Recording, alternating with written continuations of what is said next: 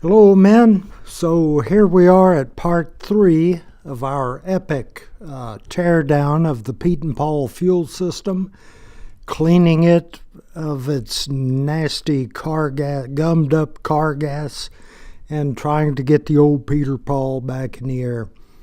So without further ado, let's get right back into it. Make sure that nothing's plugged up down there. Oh, there it comes. Oh, there we go. Yeah. Alright. Good. I was thinking I was going to have to take that safety wire off and take that spray nozzle off. So I'll just liberally spray everything down with WD-40 and then blow it all out.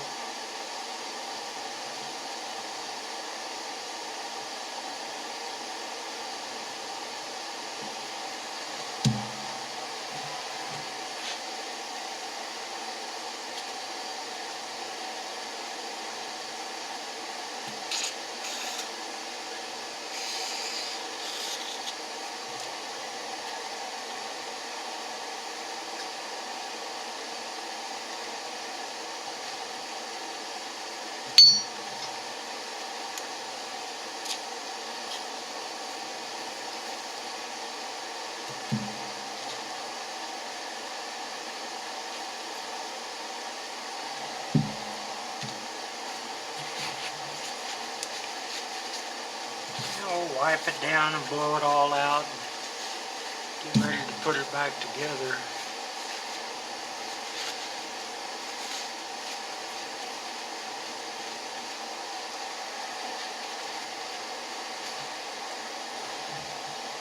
Let it soak a little bit with the WD-40.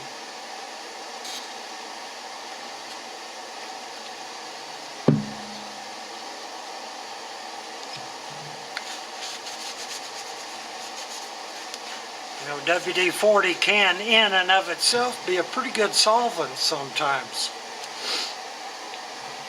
Even though it's a water dispersant, I'm not sure what it's got in it, but it will cut grease. Let's see, what does that have in it?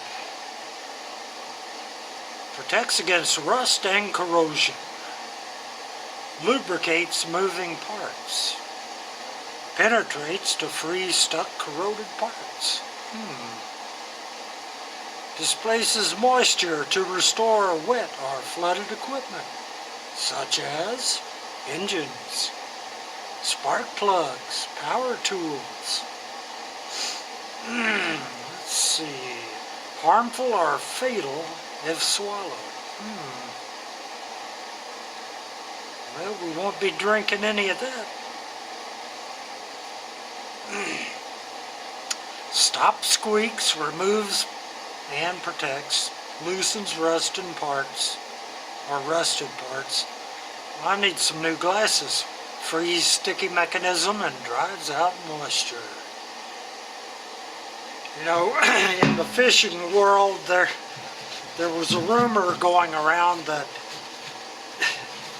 the WD-40 was made with some sort of a fish oil, and if you would simply spray your crankbaits and all of your artificial lures with WD-40, well, it would up your fish intake. They would be biting your baits left and right. And you know, I'm an avid bass fisherman sometimes, and I got to noticing a lot of people were carrying around cans of WD-40. I've got to admit, I even tried it once. But it came out that that was a myth. I think there was a study done, although not really scientifically, but it proved that WD-40 does not attract fish and probably repels them.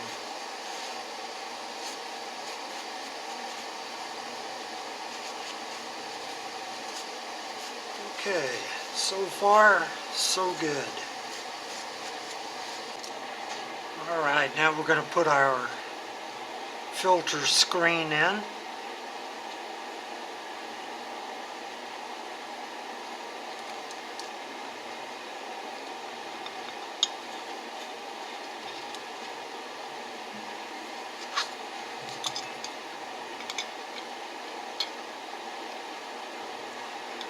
Clamp that up in the vise and put a little squeezola on it. Alright, there we go. You know, I've examined the float bowl and there's not really any casting imperfections sticking up around in there. We used to go in there and we would polish some of those out just in case the float was trying to stick against that, against the sides. So we're going to put the old floaterinsky back in.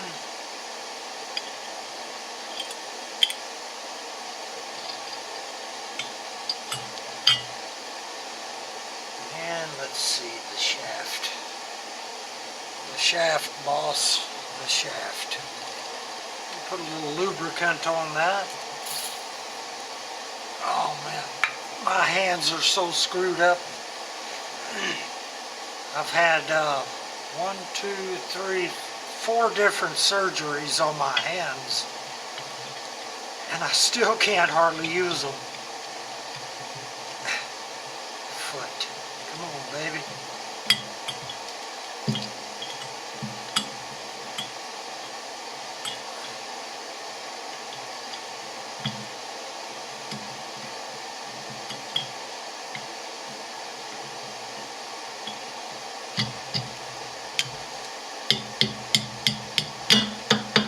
There we go. This little pin goes in. Now, a lot of people they're tempted to put a little Loctite around that set screw. Don't do it. You're asking for nothing but trouble. You're going to have to go in there and drill that out, and then re-drill and tap the hole and put another plug in there. You just can't do that. This thing is soft enough as it is and hard enough to get out as it is. So don't be tempted to put any Loctite on that.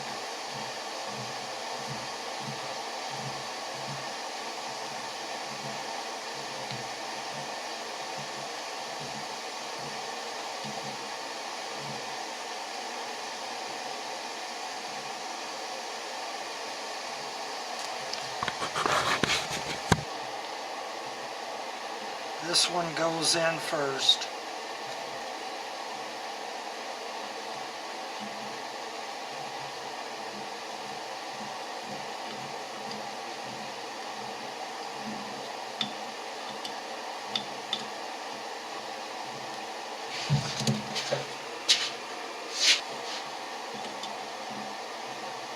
And remember, no Loctite, fellas. Alright. And you don't have to be a gorilla and twist it in there so deadgum tight that the next guy can't get it out. And then this plug goes in right there.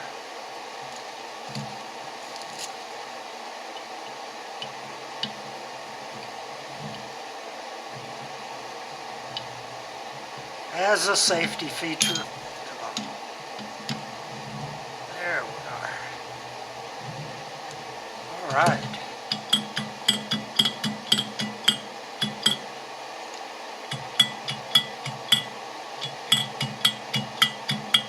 Everything looking good so far. And next we put in our little Venturi. See how it chokes in right there.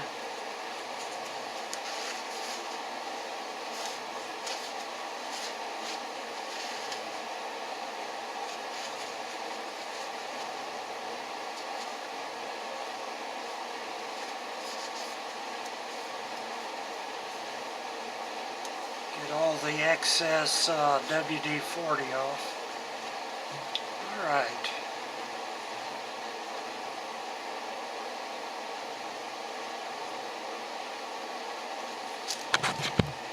Okay, we push it in and we line a little hole up right there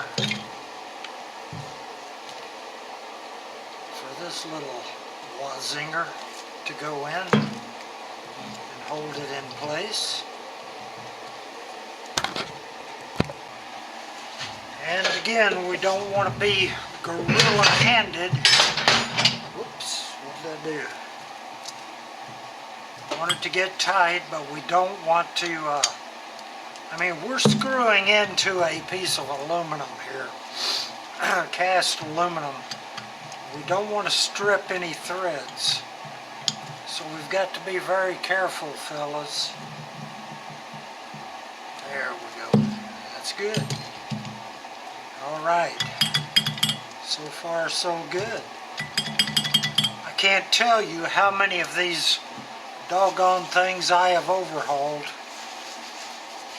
I used to have a flow bench with a fuel tank mounted on the wall to supply head pressure. And you regulate the height of that float, the fuel in the float chamber, with very, very, very thin washers.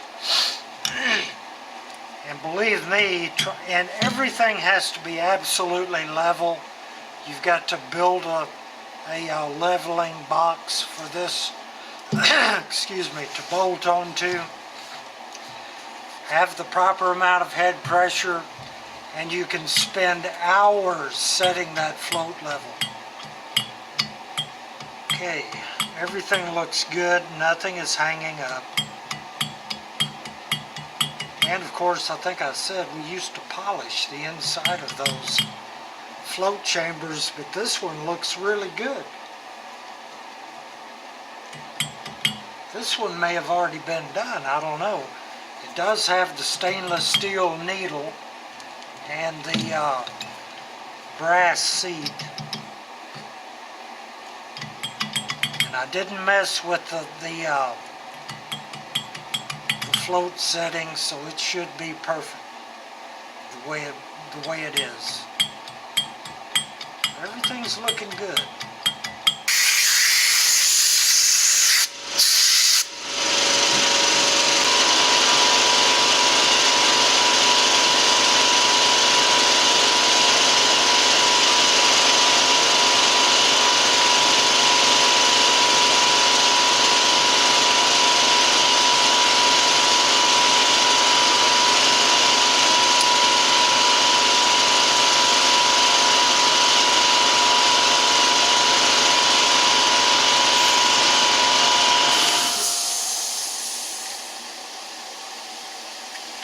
But my hands are so ruined, boys, I can't hardly use them.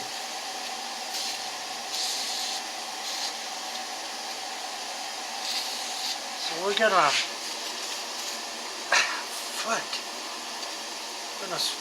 spray it down with WD-40.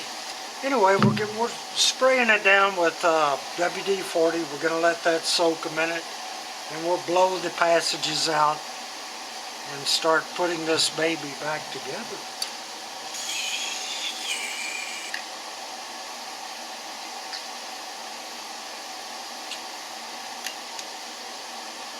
See all these little passages.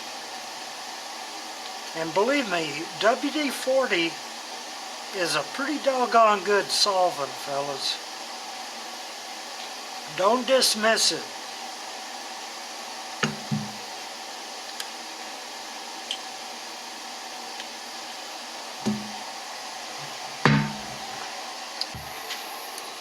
Okay, back onto the car gas for just a minute. The only way I would use car gas is if it was in an emergency and I couldn't get avgas and I had to get to, back home.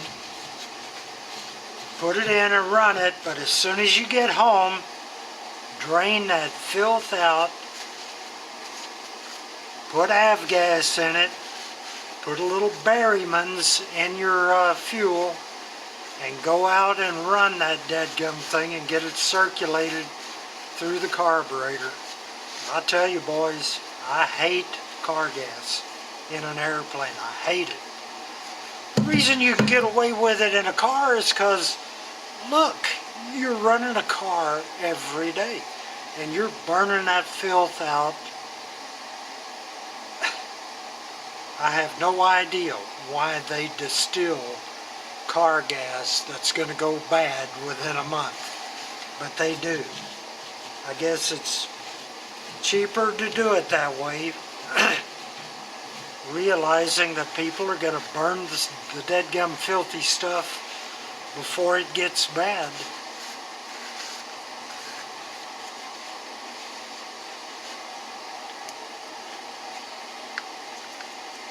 Okay, I'm going to blow that out.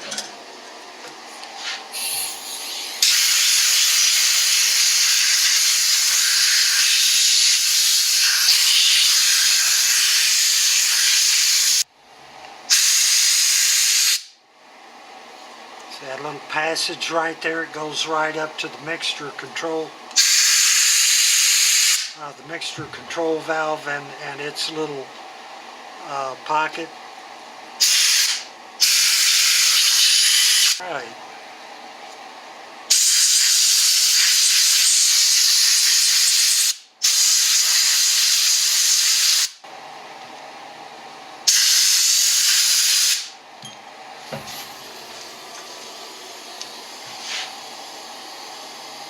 Okay, we're going to put this back in, remembering how many turns. Come on, where did you go, baby? There we are. We're going to start it. I put a witness mark here and one here, so I would know. 1, 2, 3, 4,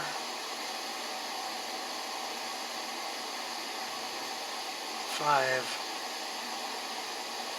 Okay, that's exactly where it came out, and we can adjust it if we have to on the airplane. All right.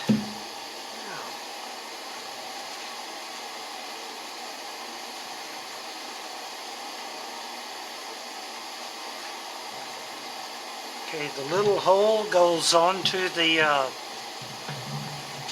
pin. I don't know if you can see it. There's a pin right there in that little chamber.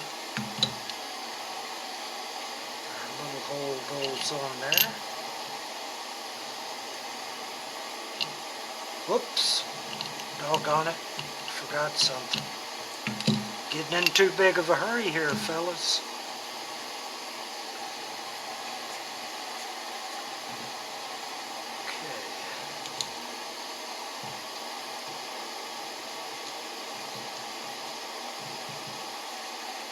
Go.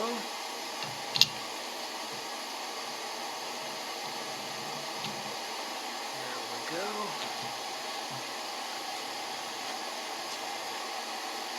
Alright, now I'm going to get a fresh paper towelinsky and a little solvent and clean that that face right there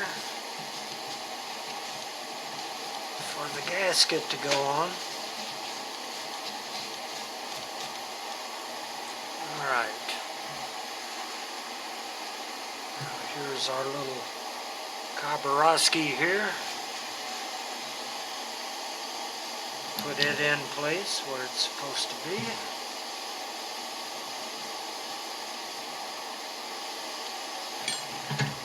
And gasket.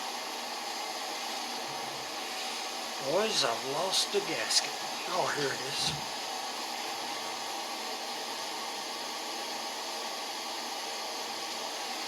I'm going to clean that gasket with a little solvent too.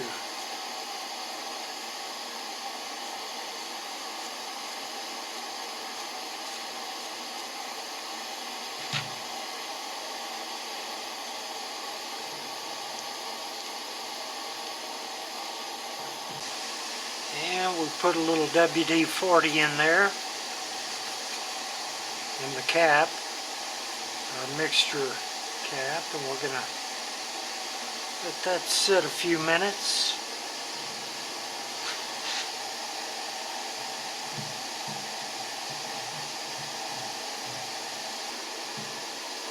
Okay, there we are. Doing good. Alright, that baby goes in right there. Gonna clean our little cap.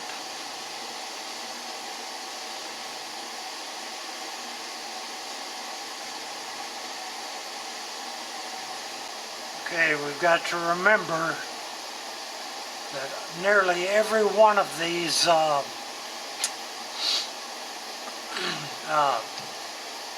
mixture controls are safety wired in the rich position.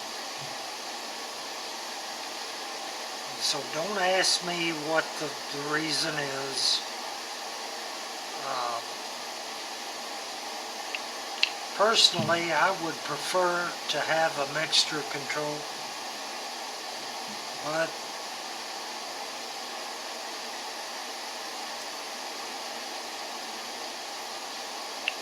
and these little Continentals, they run filthy. Believe me, so rich, so filthy.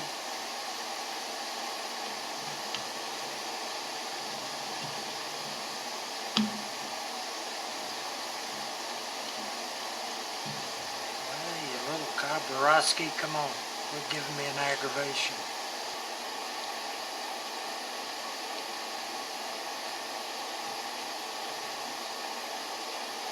Telling you boys, my hands are ruined.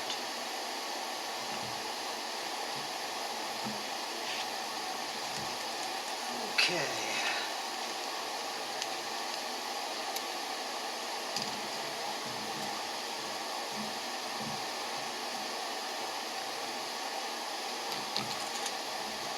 This hand right here feels like it's asleep all the time. I had that foot that hurts. Had that whole joint right there rebuilt. Well, it's not really rebuilt. They went in there, they cut it open, ground it out, I guess, with a Dremel type tool. Oops, telephone. President Trump calling. Well, that was President Trump. He was wanting my advice on who I thought the best press secretary might be. Of course, you know, he never listens to me.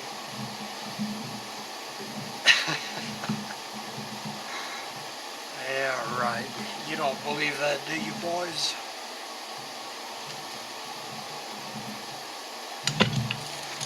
Okay, so far so good. Don't want to get too ham-fisted here. Gotta remember, screwing into cast aluminum, you strip that and you're in a world of hurt. There we go. Alright.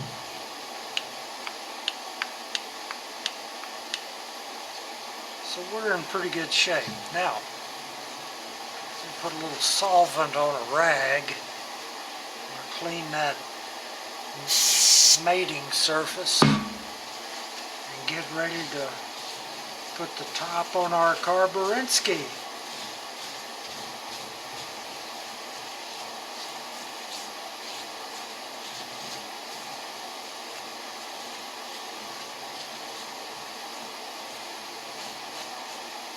There we are.